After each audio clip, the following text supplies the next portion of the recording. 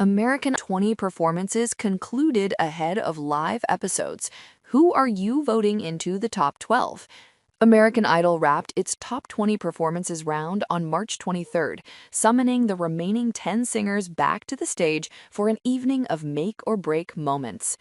Philmon Lee, Ray, Lucas Leon, Jordan McCullough, Abayomi, Madison Moon, Chris Tungseth, Ruby Ray, Julian Kalel, and Keela Richardson returned to the mic with a diverse mix of familiar tunes, all hoping to be declared safe during next week's first live show of season 24. Our critiques of this week's performances can all be found below, but we have to admit it was tough to find anything negative to say about this ludicrously talented bunch of humans. We tried to summon all of the Simon Cowell honesty we could muster, but every single performance ended up somewhere in the A range, and even the pluses and minuses are up for debate.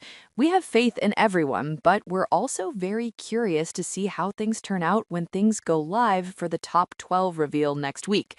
Anything can happen. Voting for last week's singers has already closed, but it's now officially open for this second half of the top 20. Voting will close at 6 a.m. ET on Tuesday, March 24th.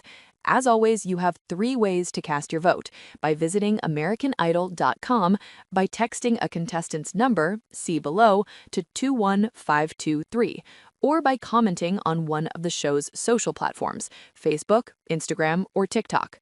Read on for a breakdown of all 10 performances from Monday's American Idol, along with official videos and our own personal critiques. Philmon Lee kicked things off this week with a true crowd pleaser, a fan favorite of 80s rockers and gleeks alike, Journey's Don't Stop Believin'. Lee was putting a lot of pressure on herself in rehearsals, even struggling to breathe at one point, but Keke Palmer and Brad Paisley were able to put him at ease, and everything clicked when Lee finally stepped up to the mic, effortlessly breezing through the soulful falsetto that initially tripped him up in rehearsal. It was a slower, more emotional take on the timeless anthem, though it did eventually pick up and give the people what they came for.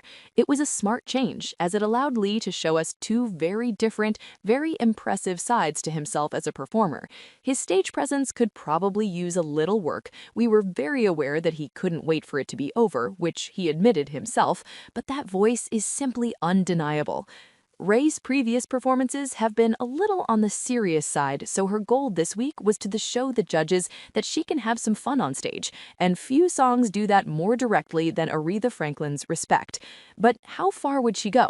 Well, honest, as soon as we heard talk of choreography, we started to get nervous. Fortunately, our fears dissolved within Ray's first few notes. She was complete command over the audience from the very beginning, and she owned the stage once the song picked up.